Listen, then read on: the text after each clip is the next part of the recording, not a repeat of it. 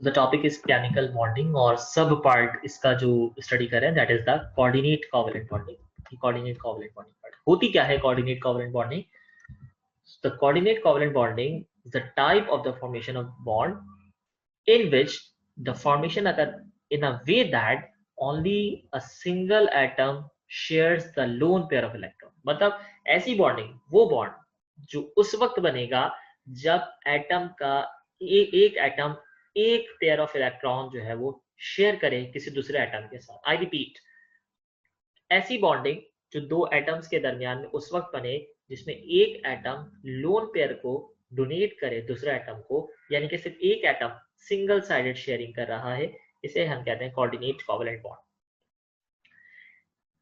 ये बात हो गई अनइक्वल शेयरिंग की। अगर हम इक्वल शेयरिंग करते थे तो हमें मालूम है कि the type of the bonding could be single covalent bond, double covalent bond और triple covalent bond, but as it is a single sided sharing of electron, so the type of bonding is named as coordinate covalent bond. So in this type of bonding, both electrons forming a bond are supplied by one atom only। यानी कि ये वो atoms है, ये bonding वो है जिसमें both electrons forming a bond, वो दोनों इलेक्ट्रॉन जो बॉन्ड बना रहे हैं वो दोनों इलेक्ट्रॉन्स एक ही एटम जो है वो डोनेट करेगा। जब कोई दोनों एटम, एक ही एटम अपने दोनों इलेक्ट्रॉन जो है वो डोनेट करे, अब वो जो दोनों इलेक्ट्रॉन जब ये डोनेट करता है तो इस तरह की बॉन्डिंग जो है वो कोऑर्डिनेट कोवलेंट बॉन्डिंग कहलाती है। अब बात यह है कि वो जो एटम डोनेट कर रहा है, वो एटम जो डोनेट कर रहा है इलेक्ट्रॉन को, that atom, that particular atom which is responsible to share the electron, share the pair of electron, यानी वो एटम जो इलेक्ट्रॉन दे रहा है उसे हम कहते हैं कि वो डोनर है। इसी तरह से वो एटम जो इलेक्ट्रॉन को रिसीव करेगा उसे हम एक्सेप्टर का नाम देंगे। कोऑर्डिनेट कोवलेंट बॉन्ड को रिप्रेजेंट करने के लिए हम एरो का इस्तेमाल करते हैं। जैसे हमने कहा सिंगल कोवलेंट बॉन्ड है तो single covalent bond can be represented by a single short line. Double covalent bond को दो शॉर्ट लाइन से रिप्रेजेंट करते हैं। ट्रिपल कोवलेंट बॉन्ड को तीन शॉर्ट लाइन से रिप्रेजेंट करते हैं। इसी तरह से कोऑर्डिनेट कोवलेंट बॉन्ड को हम रिप्रेजेंट करने के लिए एरो का इस्तेमाल करते हैं। एग्जाम्पल जो ले रहे हैं हम that is ammonium chloride and it's the most important example. So in the formation of ammonium chloride की फॉर्मेशन पढ़ते वक्त क्या ध्यान में रखना है कि होगा क्या, अमोनिया का जो मॉलिक्यूल है ये रिएक्शन कर रहा है हाइड्रोजन क्लोराइड के मॉलिक्यूल के साथ इस तरह से कि अमोनिया में पाया जाने वाला ये nitrogen atom, this nitrogen atom from ammonia molecule will act as donor, यानी कि ये इलेक्ट्रॉन को डोनेट करेगा। दूसरी तरफ HCl में पाया जाने वाला ये हाइड्रोजन का मॉलिक्यूल, हाइड्रोजन का atom, this hydrogen atom will receive electron, ये उस इलेक्ट्रॉन को गेन करेगा। So this is how the formation of the ammonium chloride takes place। इस तरह से अमोनियम क्लोराइड की ये फॉर्मेशन हो। किस तरह से? आई रिपीट कि अमोनिया में नाइट्रोजन एटम इलेक्ट्रॉन को शेयर कर रहा है हाइड्रोजन क्लोराइड के H पॉजिटिव आयन के साथ। रिएक्शन किस तरह से होगा? अमोनिया रिएक्शन करेगा HCl के साथ and will form ammonium chloride. This is how the ammonia molecules looks like. Nitrogen का एक एटम, हाइड्रोजन के तीन एटम, नाइट्रोजन ने अपना एक इलेक्ट्रॉन इस हाइड्रोजन एटम के साथ शेयर किया, दूसरा एटम इस इलेक्ट्रॉन हाइड्रोजन के साथ शेयर किया, तीसरा इलेक्ट्रॉन इस हाइड्रोजन एटम के साथ शेयर किया। अब इसके पास एक लोन पेयर रह गया, मतलब इलेक्ट्रॉन का एक पेयर इसके पास मौजूद है। ये उस इलेक्ट्रॉन पेयर को शेयर कर रहा है हाइड्रोजन एटम के साथ। अब ये जो इसके दरमियान में पॉजिटिव और ये नेगेटिव अट्रैक्शन पाई जा रही है, ये इलेक्ट्रॉन जो नाइट्रोजन और हाइड्रोजन के दरमियान में शेयर हो रहा है, अब चूंकि नाइट्रोजन डोनेट कर रहा है that is what is called as the donor, और हाइड्रोजन उस इलेक्ट्रॉन को रिसीव कर रहा है, so it will be called as the acceptor. तो अब चूंकि अमोनिया पे पॉजिटिव चार्ज आया है, so it will be called as the ammonium cation. इसे हम अमोनियम कैटाइन करेंगे because it has a positive charge. जबकि क्लोरीन पे जो है वो माइनस का साइन आया because it is having a negative sign और नेगेटिव आयन कॉल्ड Ni। और ये NH4 क्लोरीन के साथ मिलकर पॉजिटिव और नेगेटिव ये न्यू आयोनिक बॉन्ड बनाएंगे, और ये नया आयोनिक बॉन्ड जो है ये कहलाता है coordinate covalent bond.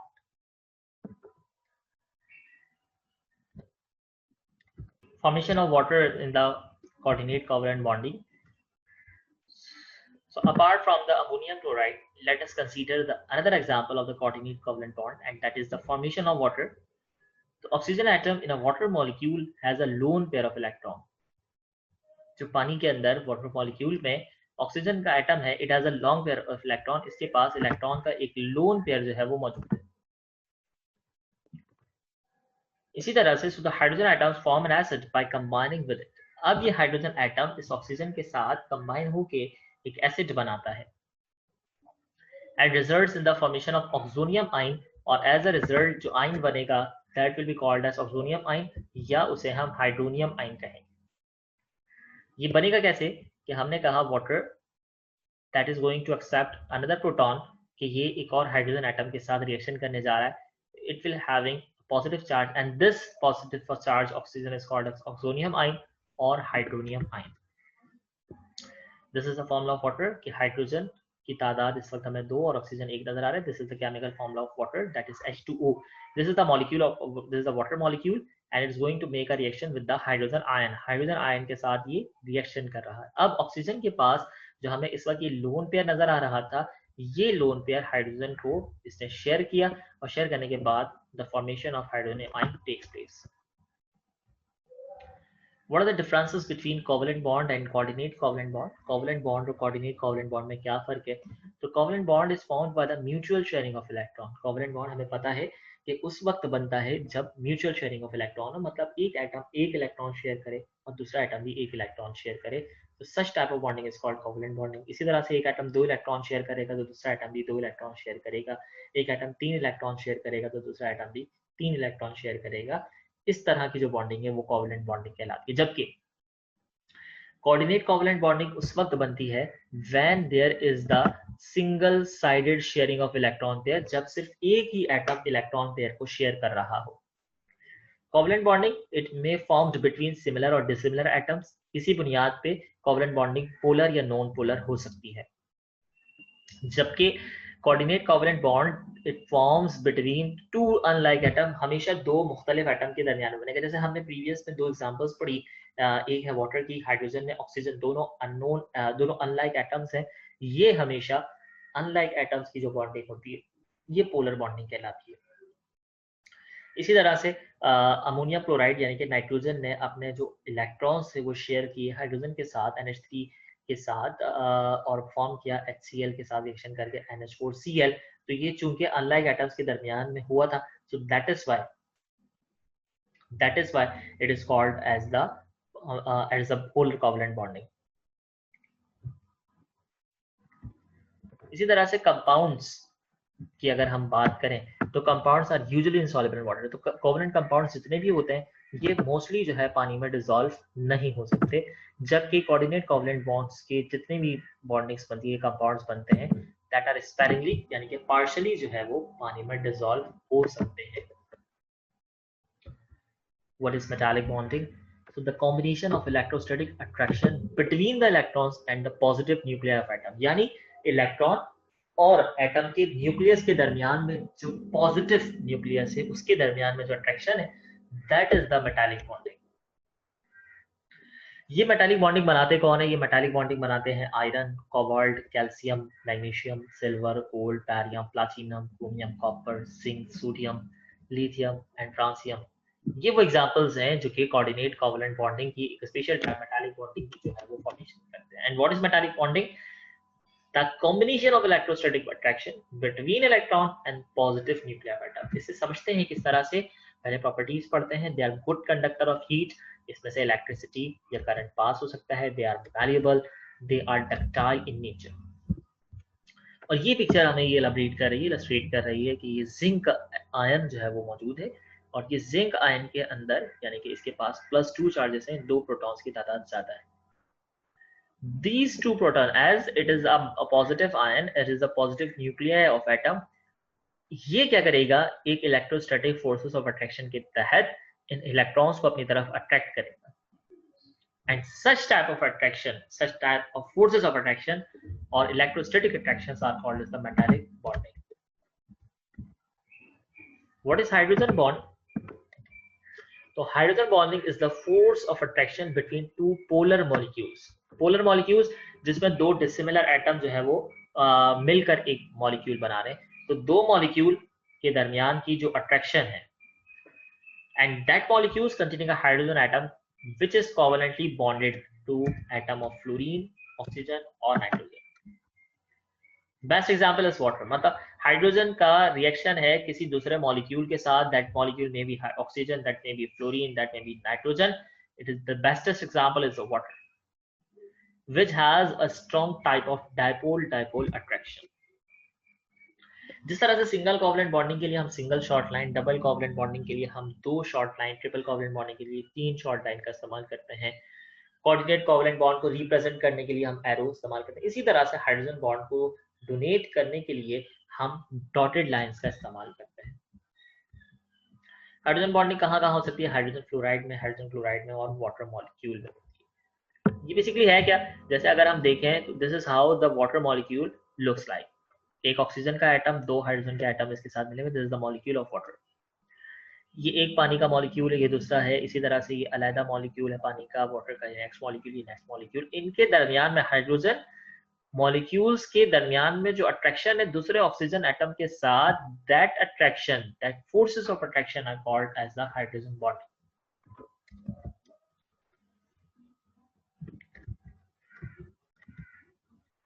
What are van der Waals forces? So van der Waals forces, it is a common term which is used to define the attraction of intermolecular forces between molecules। यानी दो molecules के दरमियान में जो forces of attraction है, that forces of attraction are called van der Waals forces।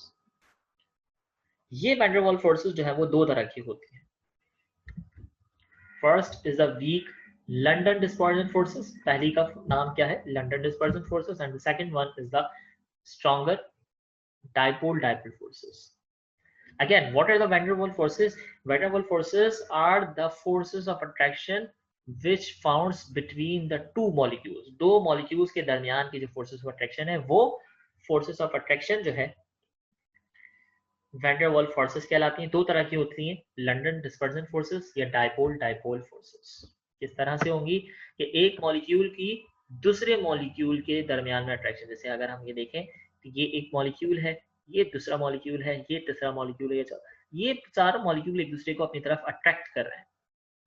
These forces of attraction, those forces of attraction particular which are responsible to attract another molecule, those forces are called van der Waals forces।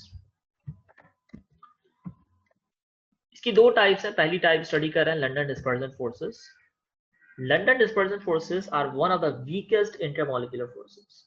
Intermolecular forces क्या है? दो molecule के दरमियान की forces intermolecular forces कहला रही हैं, और लंडन डिस्पर्जन फोर्सेस वो फोर्सेस हैं जो दो मॉलिक्यूल के दरमियान में वीकेस्ट अट्रैक्शन रखती है।